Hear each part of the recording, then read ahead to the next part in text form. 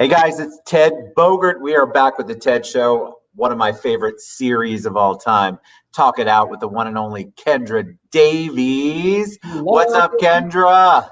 Hi. How are you today?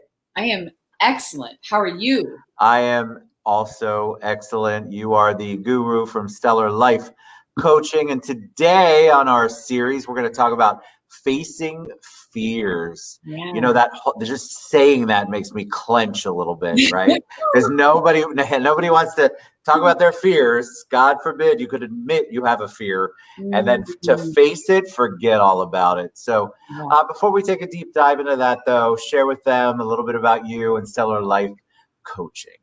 Sure. My name is Kendra Davies, and I am a positive psychology practitioner and a life coach. I own Stellar Life Coaching here in Orlando, and Ted and I get together once a week, and we talk about all of the important things that we need to live our best lives and show up in the world and bring our best selves to the table. And this week is one of my favorite topics, and it's facing fears.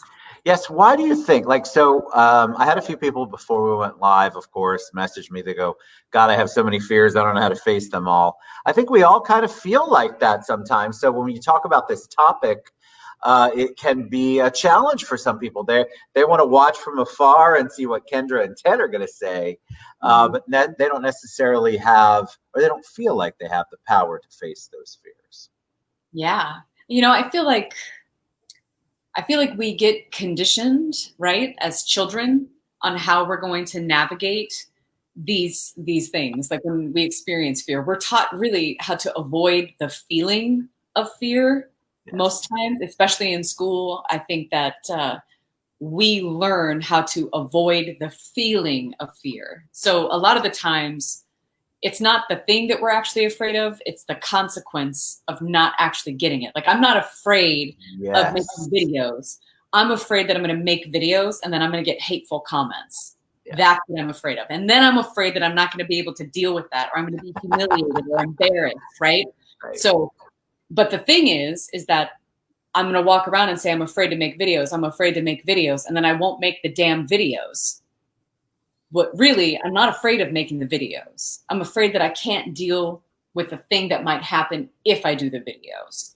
And so why? Like, why do we fear that stuff? Why is it so important? You're right, because I think video is a great example. People are Mhm. like, I can't believe what you do every day. Listen, I screw up every single show. Pretty much most shows are a complete disaster if it wasn't for my amazing guests. And so I go in and I'm like, but the message is so important. So I had to figure out how to get past my fear of failure in my mind to Mhm. be able to actually get the information out that I knew that was important. Yeah. And isn't that the case with most things? Like, if your fear is, I'm afraid of, I'm afraid I'm going to be a bad mom. I'm afraid I am a bad mom. I'm afraid I'm a bad partner. I'm afraid I'm going to let you down. I'm afraid to say I'm sorry. I'm afraid to ask for help. I'm afraid, like, whatever the fear is, at the end of the day, when we talk about facing a fear, to me, what I hear people saying when they say, I'm going to face my fear, is I'm going to sit with the feeling and then do that thing any fucking way. Basically Exactly. what I'm hearing. The fear doesn't go away. Like, just because True. you do it every day doesn't mean that you're not still afraid, right? Correct. But we do it anyways. We face the fear rather than like hide from it, avoid it, dodge it, protect ourselves from it. We're being willing to look it in the eye and say, yeah, I'm afraid. And I'm going to do this shit anyways. Why is fear such a, why is there so much stigma attached to saying that scares me, that freaks me out, that I feel like people put this pressure on themselves. Like people are going to judge them. You're weak because you say you have a fear. You're weak because you're saying this scares me. And yet, I think everybody experiences it. And I don't know why we put so much pressure on ourselves and our friends and our circle to not try to address the fear. Yeah, I think that I don't know that I don't know, like, what came up for me when you were saying those things was more along the lines of, like, I think that we talk about our fear so casually and so flippantly that we don't challenge each other to see what we're actually afraid of. So I'm going to walk around and say I'm afraid of doing videos for 3 years, right? Before one person says, are you really afraid of making videos? Or what else might it be? And then I say, well, I'm really afraid of hateful comments, right? Like I'm afraid of saying the wrong thing and it being stuck in the bowels of the internet forever and coming back to haunt me in 10 years. You know what I mean? Like there's deeper fears that I could explore. And when I explore those fears, I can actually challenge them. I can sit with that discomfort. I can be more honest with myself. To me, I think that, yes, there's a stigma. I don't want to say that there's not a stigma. There is. But in my world and in my experience, I think that we're able to say pretty clearly when something scares us. I just think that we sit at the surface. We don't go deep. On the surface, we say it's doing the show, it's writing the book, it's speaking in public, it's doing those things. But if I was to challenge you, even for speaking in public, which is a really common fear, right? Yes. If you really peel back that layer, it's not about speaking in front of people. It's the fear of failure. It's the fear of fucking it up. It's the fear of saying the wrong thing. It's the and rejection. Yeah, like it's that fear of being seen, right? And when you put something in perspective like that, it does a few things. For me, it allows me to have more compassion for myself, right? Because I think what is probably worse than that stigma of just acknowledging a fear is the thing we do to ourselves when we say, you know, like I'm afraid of that rejection, and then I say things like I'm stupid, like I'm never going to do this, I'm never going to make that money, I'm never going to reach that goal, I'm never going to accomplish this thing. I start doing that, and now I've got a whole nother problem outside of the fear. I have this mindset now that is stuck in fear. Why is it like when you're talking, what I was thinking is, all right, why am I afraid of some of the things I'm afraid of? Why, I recently just made a career move. Mm-hmm. I would say that the fear of making the career move stopped me from making it sooner. But it just was this overwhelming voice in your head. And I don't know if it starts from childhood or where it comes from, but in my mind, I'm conditioned to going, well, that's a big risk and you might fail. So I'm afraid of failing. And then I'm afraid of what people think if I fail. And then what if I don't do this right? What are people going to perceive? And so we're constantly trying to address that fear, and it's multiple levels of it, multiple layers of it. Yeah. So in research, right, they do the so what test, right? They try to create a hypothesis, right, to generate a correct or accurate hypothesis. They do the so what test, right? So you got to say the thing, and you've probably heard this where they say, you got to ask the question 7 times to figure out what the truth is for the answer. And it's the same thing as the so what test. Like, so what? I'm afraid I'm going to fail. So what? Well, if I fail, then that means that it's going to be public and people are going to know, and then I'm going to be rejected. So what? Well, my feelings are going to be hurt. So what? Right? And like when we really, really challenge ourselves, we get to see that the big bad boogeyman that we make this thing out to be is most of the time smaller than we think. And we expose the worst case scenario, and the worst case scenario is never the thing that we actually think we're afraid of. So true. Why is that? First of all, why do we go to worst case scenario? That's a whole nother thing. I know people that literally, if I said the sky is blue, well, in about 1 million years, Ted, it's going to be gone because the star is going to explode and we're all going to be dead. Well, yeah, yes. But that's a survival tactic, Ted. Like if you think about it, human beings, we have a natural negative bias. We have a negativity bias. This is how we've survived. We survive because our brains remember negative shit, store it away, and then we scan the environment 24/7 to identify where the threats are. Where is that potential threat or fear or danger? You know what I mean? Yes, I do. I think people get caught up in that, though. They want to, oh, listen, Kendra, I'm never going to be able to make my move. It's not because I'm afraid of it. It's because I'm going to fail and blah, blah, blah. And so they throw out this narrative and this rhetoric, and then they don't realize that all of that stems back to what they're really afraid of, and they haven't figured out what that is. 100%. So I have a real COVID 2020 thing happening right now, and my son is coming home. So 1 second. Oh, good. Hi, son. Hi. We're live on the internet. Hi. Welcome home. Hi, Jackson. Jackson, say hi to the internet. What's up, buddy? We're live. I love that, though. We are live. And here we go. Sorry about that. No, don't be sorry. I think that people are, they want to figure out how to face their fears. Whatever they've tried in the past isn't working. And so I think people could use some tools, maybe some ways. Hey, Jackson, some ways to maybe take a step out, take that leap of faith. Yeah. Well, I think that if we can actually start to pay attention to the idea that fear is normal and fear serves a purpose. Do you know what I mean? Like, it doesn't necessarily have to be something that is avoided or dodged, or it just doesn't have to be that. Like, it can be a useful tool. Like, okay, so I'm feeling fear. If I can identify that I'm feeling it, then I can start asking more questions to have a deeper understanding of it. The answer is no. Thank you. So if we can have a better understanding. I stood up straight when you said that. You My back went straight, and I'm like, oh God, the answer is no. The answer is no. He knows that I am live. He knows what that means. Asking me for cereal. I'm not trying to feed it. I'm sorry. It just made me giggle. So if we have a better understanding of the fear, then we are in a better position to actually approach it. When we are approaching it from the surface and we're saying it's about the video or the book or the job change, we're not actually addressing the thing. You're not actually challenging yourself to face the fear. You're addressing the symptoms of the fear. And so if you can acknowledge that you're afraid, if you can peel back those layers and do the so what test, you can ask the question 7 times, get to the root of it. And when you do that, then you can actually make a plan of action, right? You can get clear on what your next step should be.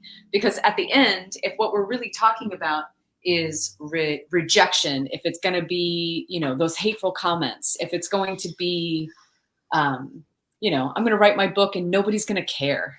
Correct. Nobody's going to read it. Who am I? Who am I to say those things? Who am I to say that I'm an expert? The imposter syndrome. Right. Yeah. But now we've gone somewhere. Now we're not talking about writing the book. You're not afraid of writing the book. That's not true. What you're afraid of is that what you have to say won't matter. And that, darling, that is an easy one to tackle. If it's a lie. Tell us how, because I think people are afraid of that. That's part of where the rejection comes in. They're afraid that what they say people either won't listen to, or it won't matter, or it won't make the impact that they want it to make. And so it stops them from speaking their mind, their heart, their passion. Yeah. Well, and I think that we're talking about something creative. We're talking about something that we want to have impact. I think at the end of the day, we write books because they're alive in us. We create art because it's alive in us. And I think that at the end, we end up attaching ourselves to a final outcome, an end result that we can't control. You cannot control if somebody's going to read your book. What's your marketing plan? What's your strategy for rolling out this book? Like, you're using something that is at least a year away, probably, from you even writing this book to stop you from even sitting down to write. Do you see what I'm saying? Yes, I do. The thing that you're focusing on to prevent you from doing the thing today isn't something that you actually need to worry about just yet. And at the end, we are most concerned with things that we are powerless over. And when you don't have power and you're exerting that kind of energy and you are not living your life over things that you can't control, that you have no authority on, and you can't stop or fix, my darling, I think that you have to ask bigger, deeper, broader questions to get to the root of that. But I want to fix them all, Kendra. I want to be in control. I'm a power power hungry. I want to fly the plane when I'm on the plane. I want to do Mhm. all of those things that would, in my mind, put me in the driver's seat to control that fear that I have. Sure. And Uh, what has that gotten you? Nowhere ever. Yeah, exactly. You know, the thing is that if we do what we've always done, we're going to continue to get what we've always got. Like Correct. that old adage, it never changes. If we do what we've always done, we're going to get what we've always got. Listen, I know what fear of being seen is going to give me. My fear of being seen is going to keep me playing small. It's going to Yep. keep me living my life to meet the demands that other people have set.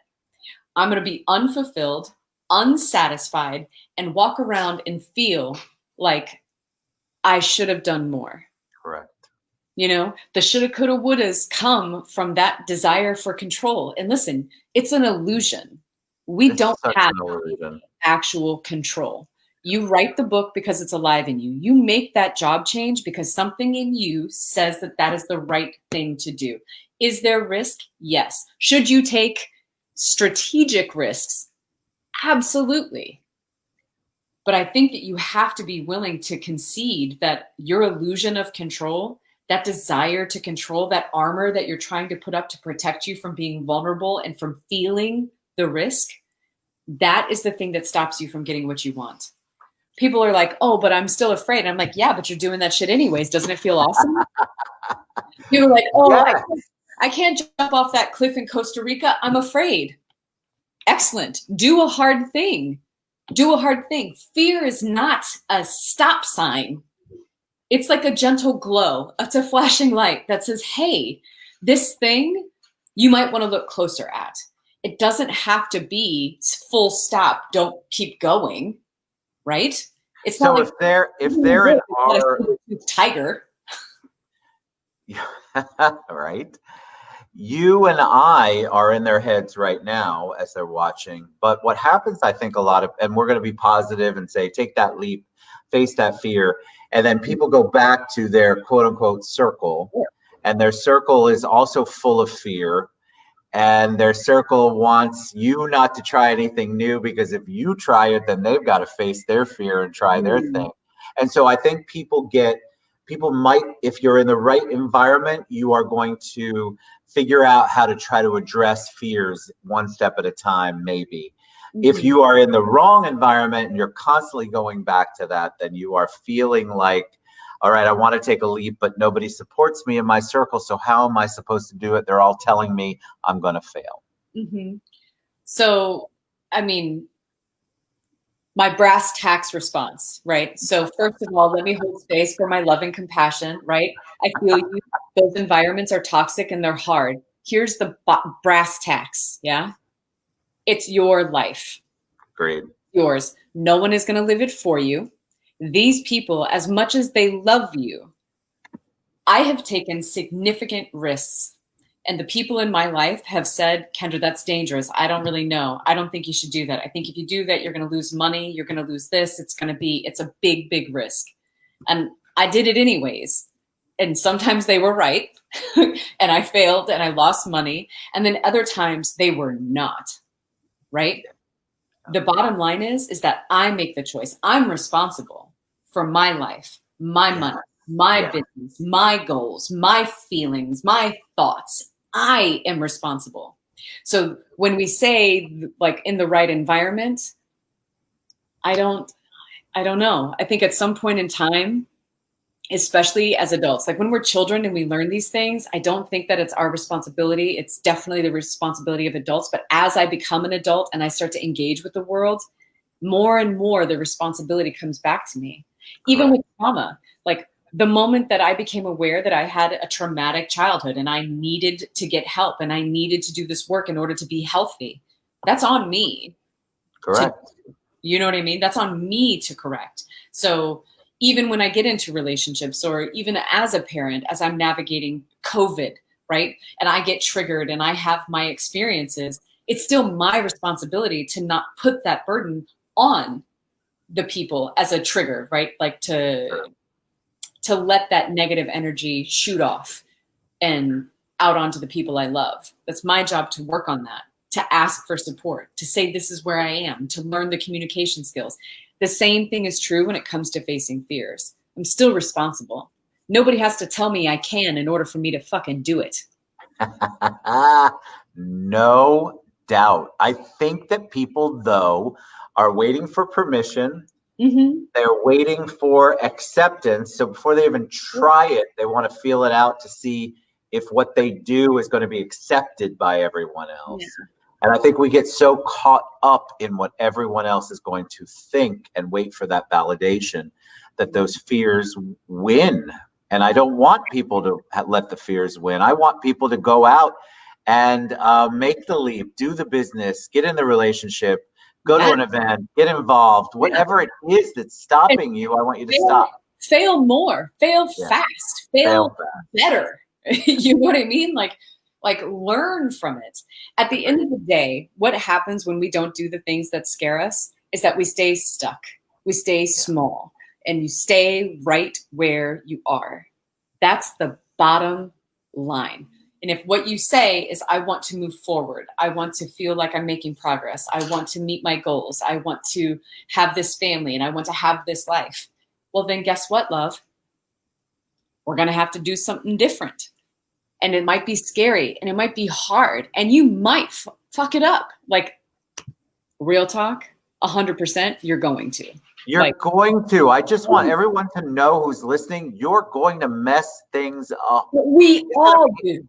Disastrous and dirty, but I thrive on that now because I understand that fear is, I'm creating that. So if I get my hands dirty, I get my hands dirty, but I'm still making progress.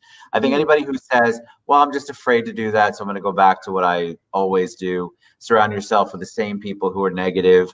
I watch people and they're shriveled flowers in this relationship and this circle that they're in. And I'm like, good Lord, you have a heart, you have an idea, you have a brain. Why would you want to surround yourself with everybody who's going to tell you, yes, Kendra, you're a failure. Yes, you tried it and I told you not to. Yes, you should have been fearful of that.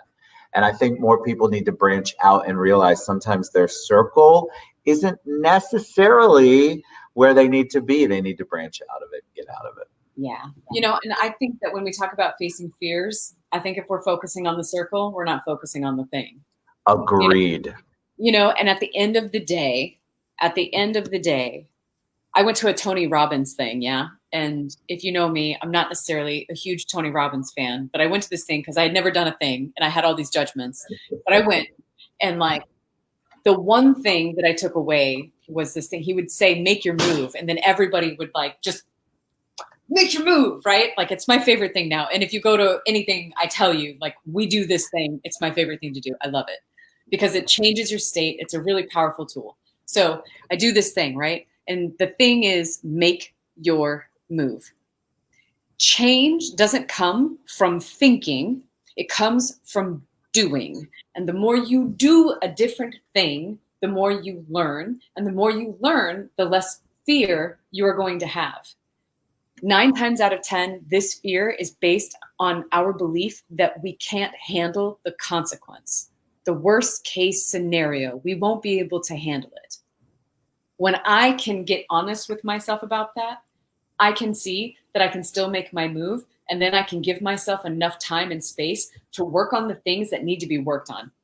If it's confidence, if it's my mindset, if it's my belief systems, I can work on all of those things.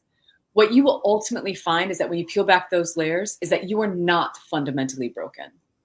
You are not unlovable. You are not destined to fail. You are not bad at money. You are not bad at relationships. Like, you are not those things. Those are thoughts that you think, right? Yes. They might have been behaviors that you've had, but it is not who you are.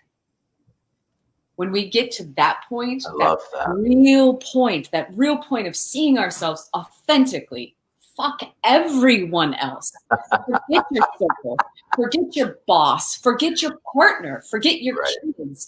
Like, you are always a human being and an individual first.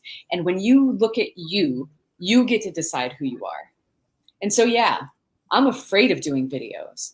I'm afraid every single time I get on here. I'm sweating like you wouldn't believe. I sweat every week. I sweat on every video I do. Why? You're such a natural. It's so hard for me, Ted. Like when I tell you it is hard for me, anybody who knows me, who's ever done a workshop with me, knows that 2017 was my fucking year to face my fears. And my fear was about videos. And when I faced my fear, it was a big deal. Yeah. And really what it came down to was that I told myself one thing, that if I didn't want to do anything, and that reason was because I was afraid of what people would say about my body, I was going to do it no matter what. Understood. It doesn't matter what the thought is, what the fear is. I'm not giving any credence to that negative voice in my head. If it is because I'm afraid of what people are going to say about my body or my physical appearance, that is not a good enough reason. I am more than my appearance. I have a brain, I have a heart, I have will, I have compassion, I have a bunch of other things. And this is how I communicate it to the world.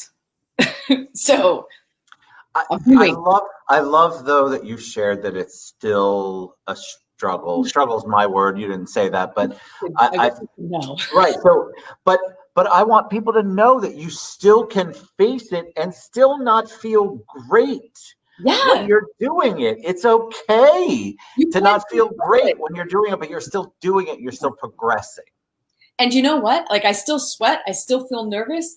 But you know what? There's this moment in each of these videos when I do the thing anyways, right? There's a moment where I feel like I'm in my flow. You know, like when you say you're a natural, like I don't even know how to respond to that. But what I do know is that there are moments, because my goal is to just be myself. Like I'm not trying to get clients right now. I'm not trying to do anything. You're asking me questions and I'm giving you my honest answers. And that's the world according to Kendra. That's it. Right. But like, because my goal is to just be myself, and it's not to make you like me. It's not to get more clients. It's not for any of that. I love this stuff. I love talking to you. I love connecting with you. I love the idea of helping other people and being a 30-minute window where somebody can be like, shit, I can live my best life. Yes. You know, like even all that it is.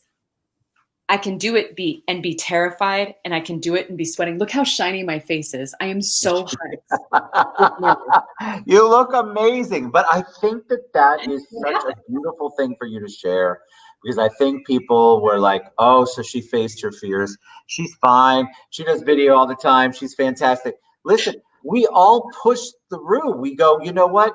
I'm not going to let my fear be bigger than my dream and what I want to do and my passion. And you have to figure out how to do that. It doesn't mean it's easy every single time. Yep. You're going to struggle. You're going to have issues like you were talking about. I can't see you sweating or being shiny, but I can tell you I have been in that role. When people interview me, sometimes I still get like, holy crap, I'm going to be an idiot on this show. I'm not afraid of it when I'm in charge, truth be told. But when I'm a guest, it's like, God dang, what if I say the wrong thing? And I'm like, you don't say the wrong thing. And who cares if you do? Yeah. But it can be very overwhelming. But I love the fact that you shared, and thank you that you have still these moments, this thought process that you're constantly trying to address and overcome. And it's a journey. It's not an immediate destination. Hey, guess what, Kendra? You've said I faced my fears, so all my fears are faced. Woo! It's not like that. It's just not like that. It isn't. And you know what? It's not supposed to be easy. It's not. Like, embrace the suck. You know, I think Brene Brown said that in Braving the Wilderness. Embrace the suck. Like, find the thing in you that says this should be easy. It should come naturally for me. No. Like, let it go. Let it be hard. There was, I saw something this morning, and it was another therapist, and she was talking about this idea that at some point in time, we learned how to avoid and protect ourselves from fear. But really, in order to face it, we have to sit in it, right? Like, I need to experience fear physically. Like, I need to let myself feel it. I need to ask the questions to understand it more. And the more we ask the questions and we're willing to just be in it. I'm willing to be sweaty and shiny and go through this process every damn week, sometimes multiple times a week. I'm in it. You know what I mean? Like, I'm doing the things. And the more I do it, it's not that it gets like, I still sweat, I still have my experience, but I also recognize that the thing that I was the most afraid of hasn't come to fruition. Correct. Yet. But when it does, I'm ready. You're ready. I know who I am. I know what I do. I know what my intention and my motives are. Like, I rest at night with that truth. All right. So how do people reach out? I love this topic. That was awesome. How do people reach out, learn more, get to know Stellar Life Coaching and Kendra Davies? What's the best way? Sure. So you can find me at stellarlifecoaching.com. My phone number is there. You can text or call that number. I'm also tagged in every single one of these videos on Ted's page and on the TED Show page. And you can feel free to reach out to me on Facebook. Let's connect. I'd love to help. You're amazing. That was awesome. Thank you so much. Facing your fears, you guys. Hard things, yes, big hearts. I can't do that because I don't know why, but I adore you. And I love the fact that Jackson came in and out of there. That's also seriously one of the reasons why I love a live show. You never know what's going to happen, and it's awesome. Thank you for sharing all of that. You're amazing. Love you to pieces. Kendra Davies, you guys, reach out to her. She's just as awesome in person as she is on this show. She's awesome. So thank you. Thank you, Ted. All right, guys. We'll see you soon next week.